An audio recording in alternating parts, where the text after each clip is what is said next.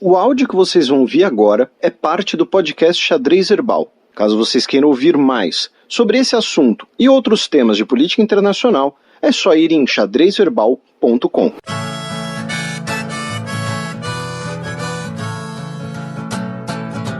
Coluna aberta. Turquia investiga se jornalista desaparecido foi morto em consulado. Bem, vamos lá. Vamos um breve resumo da treta e depois a gente vai falar sobre a treta. Tem um jornalista chamado Jamal Khashoggi, saudita, residente nos Estados Unidos, que escrevia... Assim, a gente não sabe direito qual verbo usar, tá? Né? Mas vamos ser realistas e vamos usar o verbo no passado. Né? Ele escrevia no Washington Post. Vejam só, essa informação é importante. Ele residia nos Estados Unidos. E ele já tem alguns anos, mais de uma década, na verdade, ele era uma das principais vozes de dissidência na Arábia Saudita. Tá? Crítico ao governo, pedindo modernização, pedindo reforma. Ele estava em Istambul e ele foi resolver uma pendência burocrática, porque ele está noivo. Pelo que eu entendi, a sua noiva, inclusive, é uma mulher turca. Ele precisava lá pegar um documento para poder se casar. Tá? E aí, ele entrou no consulado saudita em Istambul na terça-feira, dia 2, e até agora não saiu. Aí, o fato é esse, tá? Esse é o fato, assim, 100%, pá. Isso daí tem imagem das câmeras de segurança, tem a imagem dele entrando, mas não tem imagem dele saindo, tá? Aí, a Turquia pediu permissão ao governo saudita para que a polícia possa realizar buscas, né, e investigar o assassinato, inclusive revistando o edifício do consulado. Os Estados Unidos, né, isso foi a reação imediata. Os Estados Unidos pediu alguns esclarecimentos à Arábia Saudita, e a Arábia Saudita disse que vai cooperar e que não sabe de nada. Aí começaram a vir algumas outras informações. Uma delas foi a de que, na terça, dia 2, de surpresa, todos os funcionários turcos do consulado receberam uma folga. Porque é normal, né? Você está no seu trabalho, aí seu chefe vira e fala, olha, amanhã... Quem é turco não precisa vir. Só vem os sauditas, tá? Vocês podem ficar em casa, descansando, pago, entendeu? Vão no parque. A gente tá se sentindo generoso hoje, né? Vai ser super legal. Somos patrões legais, entendeu? Tá aqui um pouco de petróleo pra você, inclusive, tá? Aí veio a segunda coisa.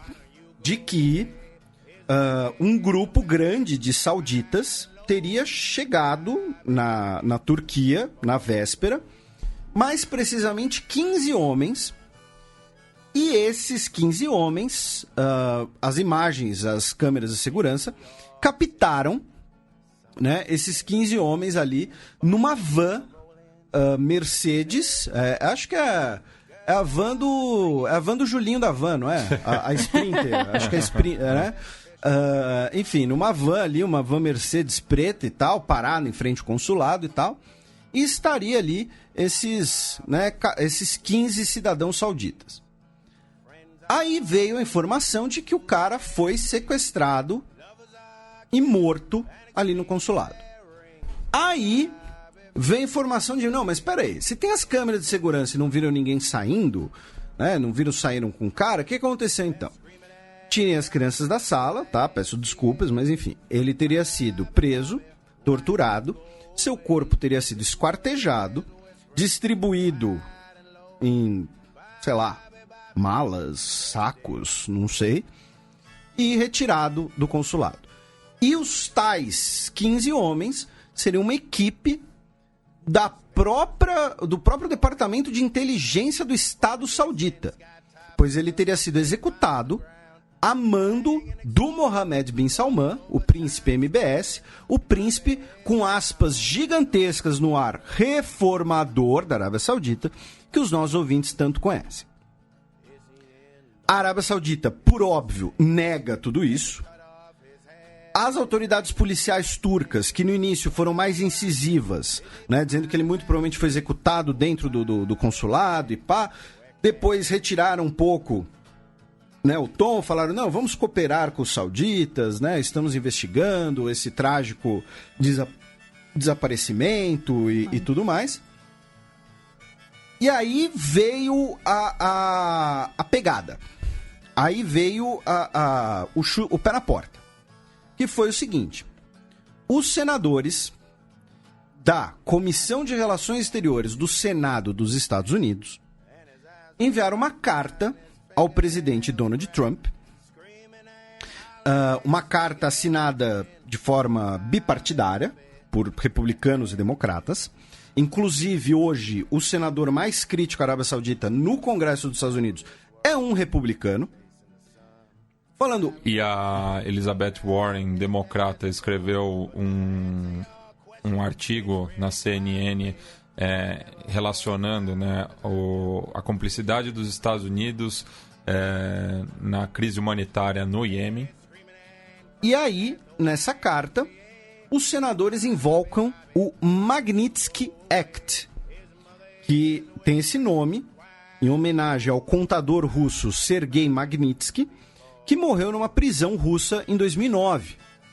Muito provavelmente, né, com algum envolvimento ali do governo russo.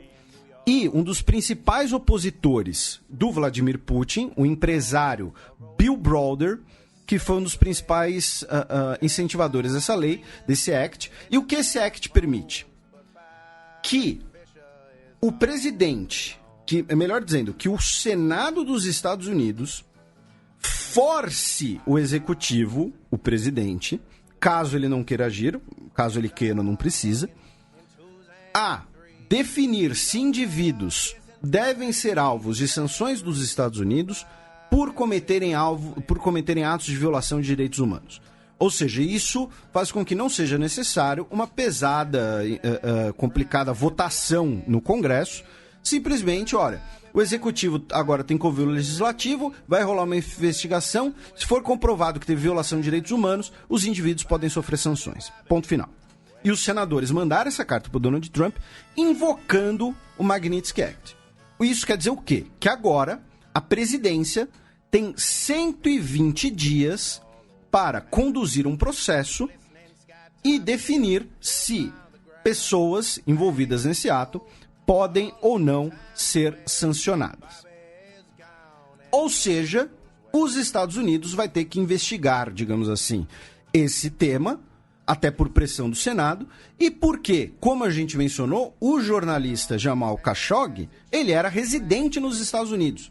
Ele era funcionário do Washington Post, ele tinha residência legal, tudo no parâmetro. E o próprio Washington Post, de acordo com o site The Hill, já tem fontes dentro do governo estadunidense de que justamente as autoridades sauditas estariam envolvidas, né, no desaparecimento do Khashoggi, e também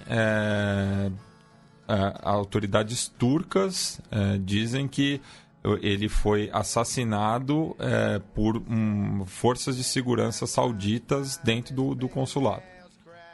E aí entram, né? Então, assim, a gente tem o fato, a gente tem as possíveis consequências, possíveis desdobramentos, a gente tem outro fato, que é essa carta dos senadores dos Estados Unidos. E a gente tem dois desdobramentos. Um deles é o que o Matias já trouxe. Essa grande contradição que são as relações entre Estados Unidos e Arábia Saudita. Né? Porque você... aqui vamos lembrar, né? Os Estados Unidos, ele, né, coloca como um dos seus baluartes na política externa questões como democracia, direitos humanos. E a Arábia Saudita, vamos só lembrar, tá, gente? Assim, nada disso do que eu vou falar agora é invenção, é opinião, é tudo fato, tá? Inclusive, recentemente, um deputado federal comparou, né? Fez uma comparação no Twitter em tons benevolentes perante a Arábia Saudita. Me desculpe, você pode criticar a Venezuela falando muita coisa, mas criticar a Venezuela elogiando a Arábia Saudita é complicado. Inclusive, eu não sei se tem regime de servidão na Venezuela. Mas na Arábia Saudita tem. Então, assim, a Arábia Saudita ela é uma monarquia absolutista, Governo totalitário, baseado na religião. O país não tem legislativo. Seu judiciário não tem júri popular. É baseado em leituras literais de textos religiosos. O poder executivo da família real é via decreto. Todos os príncipes ocupam cargos de governo. O país condena a execução em pública por decapitação pessoas, até por bruxaria, seja lá o que for isso. Tá? Apenas nesse ano o país voltou a ter cinemas depois de 40 anos. Mulheres... Prova que está se modernizando, olha que absurdo.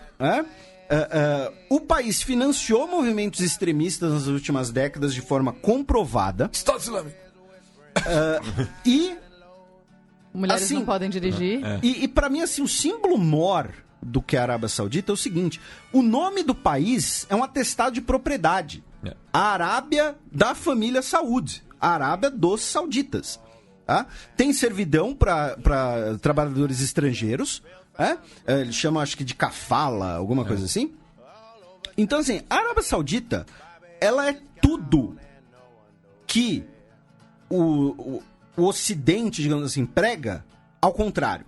Foi um dos últimos países a abolir a escravidão também, ainda no século XX. Assim, é surreal a gente ter que falar isso. E aí, muita gente começou a bater agora, né? Por exemplo, você já deu um exemplo, mas senadores, políticos, jornalistas falaram, olha só, peraí, os Estados Unidos é aliado da Arábia Saudita desde a década de 1930. A gente compra o petróleo dos caras, vende armas pros caras. Vamos lembrar, a primeira viagem do Donald Trump foi para a Arábia Saudita. E eu não tô... Só para deixar claro, mas desculpa. Eu não tô culpando o Donald Trump. O Donald Trump herdou essa situação, que é a situação paradoxal que vem desde a década de 30. E justamente, ele declarou hoje mesmo para a imprensa, né, no Salão Oval, de que a Arábia Saudita gasta 110 bilhões de dólares em equipamentos bélicos e que isso ajuda, claro, os Estados Unidos a criar empregos, tudo. E ele acha que se barrar as relações comerciais com a Arábia Saudita, só vai empurrar para a concorrência. Os sauditas vão passar a comprar arma dos russos ou dos chineses. O que é uma perspectiva realista no que ele está correto, infelizmente.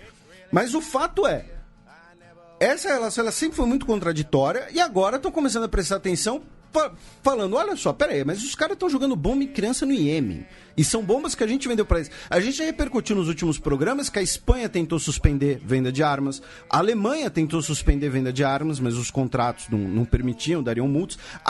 E assim, não é só os Estados Unidos, França também vende armas para os sauditas, britânicos vendem armas para os sauditas, Brasil vende armas para os sauditas. Tá? Os sauditas, eles são, hoje, os maiores consumidores de armas no Oriente Médio. Eles têm mísseis balísticos de médio alcance de origem chinesa, dominam um ciclo de armas químicas e biológicas e financiaram o programa nuclear do Paquistão. Tá? As armas nucleares do Paquistão são tipo um lease da Arábia Saudita. Se a Arábia Saudita quiser jogar uma bomba nuclear em Tel Aviv, ela pega lá uma no Paquistão e taca. Tá? Porque a Arábia Saudita não reconhece Israel também. Então, essa é a primeira coisa. É finalmente uma distensão, um sinal de desgaste nessa relação que sempre foi muito contraditória. Nessa relação que sempre foi muito paradoxal. Recentemente o MBS até falou, ele, né, um dos poucos momentos em que ele falou algo realmente ressonante, que não fosse mera jogada pro público, falou, olha só, peraí, o Ocidente culpa a Arábia Saudita pelo arabismo, pelo extremismo, mas na Guerra Fria, os Estados Unidos que incentivava a gente a fazer isso, a financiar esses grupos, para impedir revoluções nacionalistas ou socialistas pelo Oriente Médio, como ocorreu... Né, o Iêmen do Norte. O Iêmen do Norte, socialista. O Afeganistão, uma revolução socialista em 78. E no Iraque do Saddam Hussein, uma revolução nacionalista, né, que nacionalizou o petróleo. Então, para impedir essas ideias mais perigosas, então, transforma todo mundo em fanático religioso. Né, que foi a Guerra do Afeganistão. A Guerra do Afeganistão era um governo socialista pela União Soviética contra vários grupos extremistas. E a gente sempre cita, novamente, falando sobre a Casa Branca, o encontro do Ronald Reagan com os Mujahideen. E também tem aquele documentário, Rambo 3. Obviamente, um documentário muito claro para mostrar essa relação, né? Que termina com uma homenagem aos bravos afegãos que lutam contra os soviéticos. Esses bravos afegãos que depois vão ser a sementinha do Talibã. Com certeza. Né? Então, é aquela coisa, os governos estão sempre apoiando, especialmente os Estados Unidos, né? Sempre apoiando governos que não são necessariamente democráticos, mas que contemplem os ideais deles, que sejam favoráveis e aliados. Não tem uma ética, não dá pra gente ser inocente e achar que no mundo tem essa ética incrível que os Estados Unidos só vão apoiar outro país desde que seja democrático, porque a história já provou que não. Sim, uma coisa que a gente sempre coloca aqui, muitos ouvintes, inclusive, falam que a cabeça deles explode quando a gente explica isso. Na política internacional existe interesse. Existe pragmatismo. Né? E assim, só que tem casos que tem casos que aí já é demais. Entendeu? Aquela coisa, tem hora que aí já é demais. Existe interesse, a gente sabe que eles não agem totalmente de forma coerente o tempo todo, mas tem algumas coisas que passam do limite. Sim, que é o caso dessa relação bizarra com a Arábia Saudita. Com certeza. E aí entra duas coisas nesse pragmatismo. Né? A primeira é o seguinte: hoje, os Estados Unidos podem se dar o luxo até de ter uma distensão com a Arábia Saudita, porque hoje os Estados Unidos estão com um superávit de petróleo. Né? Hoje os Estados Unidos já não é mais tão dependente do petróleo saudita. E vamos lembrar aqui, né? Para os nossos ouvintes mais jovens, que não lembram do choque do petróleo, né? Brincadeiras à parte, porque nenhum de nós era nascido, mas a Arábia Saudita foi o país que liderou o choque do petróleo em 73.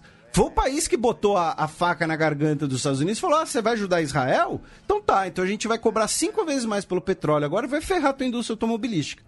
Né? Foi a Arábia Saudita que liderou o choque do petróleo, que causou um efeito cascata gigantesco e que inclusive tem relação com a hiperinflação brasileira na década de 1980. Tem relação lá com o pró-álcool e bababá. Então, a primeira coisa é essa: os Estados Unidos hoje eles podem até se dispor, né, assim dispor com a Arábia Saudita, porque os Estados Unidos hoje está com uma situação favorável no petróleo, no setor energético. A segunda coisa é o seguinte, aí eu vou advogar pro diabo. O Trump, ele tem uma certa razão quando ele fala, por exemplo, que se os Estados Unidos não venderem as armas para a Arábia Saudita vai comprar dos outros países. Como lidar com esse assunto? Né? A questão ética de você vender armas para um governo absolutista, que não tem sequer legislativo, que joga bomba na cabeça de criança no Iêmen, que decapita pessoas, que não tem relações com Israel. E, por outro lado, se você não vender, alguém vai. E aí é o teu nacional e o teu eleitor que vai ficar desempregado. É a empresa do teu país que vai operar em baixa e vai levar a bolsa toda junto, aí vai ferrar o dólar e papapá. Então, assim, sendo pragmático, como eu costumo ser, né, em algumas exposições aqui no programa, nesse ponto ele tem razão. Mas tudo tem limite. A algum momento, Estados Unidos e a Arábia Saudita precisavam, teriam um desencontro. Até porque as relações têm sido mais do que amigáveis entre os dois, né? Sim. Tudo que a Arábia Saudita faz, os Estados Unidos arranjam uma boa desculpa, né? Não imagina, não é bem assim. Não, mas imagina, olha como eles fazem essa outra coisa legal. Então, em algum momento tinha que ter um limite. Em algum momento tinha que acontecer alguma coisa. Infelizmente, a gente não ia ser uma coisa bonita, né? E aí entra a segunda coisa, que aí eu acho que vai ser o mais pauleira. Que é o seguinte: nos últimos meses, o MBS viajou pela Europa e pelos Estados Unidos tentando vender a ideia, né, de ser um príncipe esclarecido, renovador, modernizador, vai abrir o país e papapá, né, atrair investimentos lá, aquela mega cidade, energia solar, né, aproveitar ali o deserto, tudo mais. E agora estão vendo que ele é mais do mesmo. Ele é um cara que vai mandar um esquadrão de pessoas da inteligência saudita até Istambul para esquartejar um crítico do governo dele.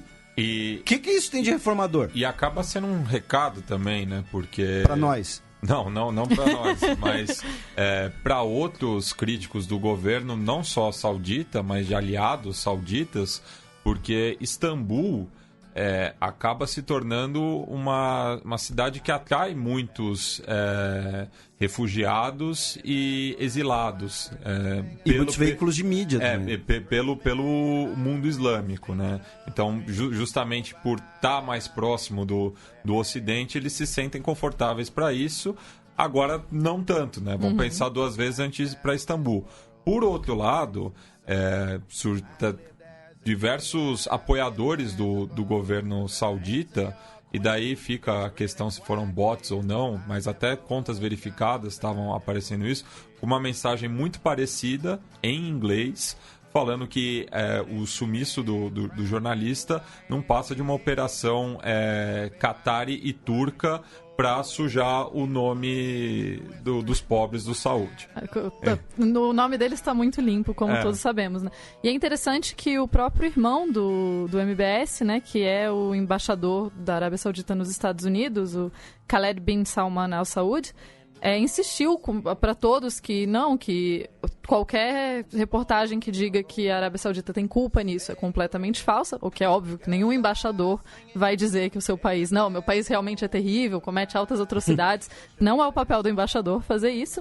E, além disso, ele falou que não, que o Jamal era amigo pessoal dele, que eles mantinham contato desde sempre e que isso protegeria, que jamais não havia possibilidade de uma atrocidade dessa ser cometida pelo governo. De novo, é o papel de um embaixador falar uma coisa dessas, ele não vai sair admitindo, e ao mesmo tempo ele continua a narrativa que eles estão construindo de que, imagina, é só falso e essa grande montagem para fazer eles parecerem pessoas ruins. Mas para ver o tamanho do alcance, né, dos saúdes no mundo islâmico, teve um imã britânico, né, de origem de Bangladesh, o Armal Massour, que é um crítico ferrenho também do governo saudita e que, segundo ele foi desligado da mesquita Fitzrovia, que fica no centro de Londres, justamente pelo posicionamento crítico dele em relação ao governo Saud. E aí até uma dica aqui para acompanhar essa história. Eu mencionei, né, que hoje o principal crítico dos sauditas no Congresso é um republicano, é o senador Bob Corker, do Tennessee. Quem quiser acompanhar ele no Twitter, é @sen, S-E-N, Bob, B-O-B, Corker, C-O-R-K-E-R.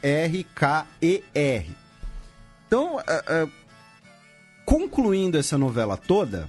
Posso só dar mais uma? Não. A Tupá depois... Desculpa. A gente levanta a mão, assim. Desculpa, eu não tava vendo aqui. É interessante que a própria BBC, o caso está tendo uma repercussão muito grande na Inglaterra, e a própria BBC tinha feito uma entrevista com o jornalista, com o Jamal, 3 dias antes dele entrar no consulado. E numa parte, quando, enfim, as câmeras já estavam desligadas ali, por fora, né, numa conversação que não iria para o ar, eles perguntaram se ele algum dia planejava voltar para o próprio país. E ele respondeu que não, que ele não achava que seria possível para ele voltar para o país, para a Arábia Saudita, porque as pessoas que são presas na Arábia Saudita não são nem mesmo dissidentes. Então, mostrando aí que você ser preso na Arábia Saudita, você não precisa nem ter feito necessariamente alguma coisa contra o governo ou falado. E daí ele continua falando que na Arábia Saudita ele não tinha um local onde ele pudesse criticar o governo. Isso chama, né, ditadura, por sinal. Então, assim, a BBC não ia divulgar essa conversa, mas devido ao desaparecimento dele, eles acharam importante mostrar que o próprio Jamal tinha consciência do perigo que ele corria caso ele chegasse perto da Arábia Saudita. E a gente repercutiu recentemente também a visita do MBS a Paris, né, com o Macron, que foi uma das muitas paradas que ele fez no Ocidente justamente para tentar limpar a imagem do país.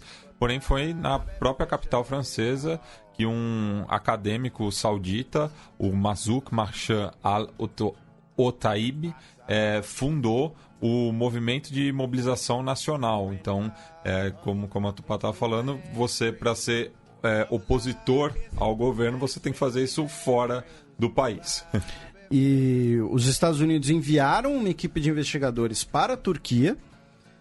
Só que, assim, no fim das contas, infelizmente, eu acho que não vai dar em muita coisa. Eu acho. Porque é muita grana envolvida, né? São relações estratégicas. Eu espero estar errado, mas pelo menos é a primeira vez que você tem a opinião pública dos Estados Unidos discutindo o que é a Arábia Saudita. E uma coisa que é importante lembrar, que olha só, né, boa parte do eleitorado do Donald Trump é um eleitorado que aqui no Brasil, né, chamaríamos de um eleitorado evangélico, né, mas um eleitorado, em sua grande maioria, de igrejas cristãs protestantes, e muitas vezes não aquelas protestantes chamadas históricas. Né? Os neopentecostais. E muito ligado ao televangelismo também. E a Arábia Saudita, ela não permite qualquer atividade religiosa que não seja o Islã sunita ou wahhabita no seu território. Nem os xiismos ela permite, quanto mais um cristianismo. Tá? Se não me engano, você pode até levar uma Bíblia, você pode entrar com uma Bíblia no país, mas tem que ser na mala, e você só, tipo, você tem pode declarar. Você pode, tipo, abrir no seu quarto de hotel, assim, para caso você vá fazer uma oração, alguma coisa assim. Tipo, você não pode andar com uma Bíblia na rua, por exemplo. Tá? Ou seja, você não pode atuar como missionário, basicamente. Não, você não pode atuar como cidadão, como uma pessoa autônoma. Né? Eu seria morto na Arábia Saudita, por uma série de motivos, poderia ser. Né? Eu não pretendo entrar no consulado da Arábia Saudita, um abraço a todos os nossos ouvintes que nos ouvem lá, né? Um abraço aí pro Serviço de Inteligência Saudita, mas né, não vou colar, tá? Peço aí compreensão, tá? Pra gente fechar aqui rapidinho, nós tivemos na Síria a Coalizão Nacional das Forças Revolucionárias né, a oposição moderada na Síria. Ela começou essa semana, na quarta-feira, dia 10, a retirada de armamentos pesados da zona desmilitarizada de Idlib, como peças de artilharia e veículos blindados, como carros de combate. Uma boa notícia, né? Esperamos que a evacuação corra tudo bem, aí, sem banho de sangue, que era a ideia inicial. Em Israel, uma cidadã dos Estados Unidos, chamada Lara Al-Qassem, ela tem avós palestinos, ela está matriculada em uma universidade em Jerusalém, porém ela está detida há uma semana no aeroporto Ben Gurion, de Tel Aviv, sob acusação de ter apoiado programas de boicote contra o Estado de Israel. Tá? Ela teve ordem de deportação.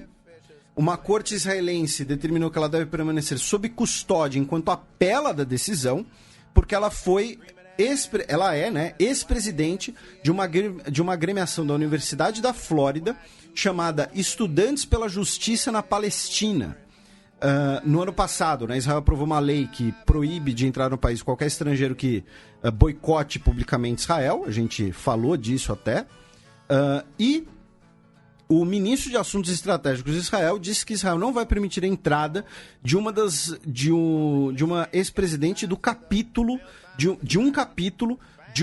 um dos mais extremistas e odiosos grupos pró-boicote nos Estados Unidos. O próprio ministro disse que eles podem desistir da expulsão caso ela peça desculpas e renuncie ao apoio ao boicote. A moça disse que nunca participou ativamente de campanhas, se comprometeu a não fazê-lo no futuro, ela sequer faz parte do grupo, e ela está registrada para estudar direitos humanos na Universidade Hebraica de Jerusalém, que é uma universidade que antecede o próprio Estado de Israel. A Universidade Hebraica de Jerusalém, ela é da década de 1920, se não me engano. O Einstein chegou a dar palestras lá, e mesmo antes do próprio Estado de Israel, ela tinha um status, digamos assim, parecido com o da Cidade Antiga, que é assim, olha, a Cidade Antiga e a Universidade Hebraica, ninguém mexe. Deixa aí, não conta. Tanto que, com a guerra guerra de independência, a Universidade Hebraica teria ficado sob jurisdição da Jordânia, porém, mesmo assim, ela continuou funcionando com os professores judeus e tudo mais. Então, tá aí, né, mais uma discussão. E agora a gente vai até a Tunísia. Isso, já que na última sexta-feira o presidente Beji Caid Essebsi expandiu, né, o estado de emergência vigente no país desde 24 de novembro de 2015, quando houve um atentado em Tunis, no qual morreram 12 guardas presidenciais. Ele ia vencer, né, na semana passada, mas vai estar vigente até o dia 6 de novembro. já que já existe uma preocupação em relação às eleições que vão ocorrer ano que vem no país. Lembrando, né, que a Tunísia foi onde foi sagrada a Primavera Árabe em 2011. E o único lugar onde ela realmente foi uma primavera. Né? Não acabou não virando um inverno nuclear. E outra notícia da Tunísia, meu caro Matias, foi que o parlamento aprovou essa semana uma lei que criminaliza discursos de injúrias raciais, racismo e incitação ao ódio, até porque cerca de 10% da população tunisiana é negra. Jogando no Google, a população tunisiana atualmente é cerca de 11 milhões e meio de pessoas. Ou seja, estamos falando aí de cerca de 1 milhão, né, e meio de pessoas negras. Então, esperemos aí que tudo dê certo. E que agora pessoas que foram condenadas por usar linguagem racista podem pegar até 1 ano de cana e $350 de multa.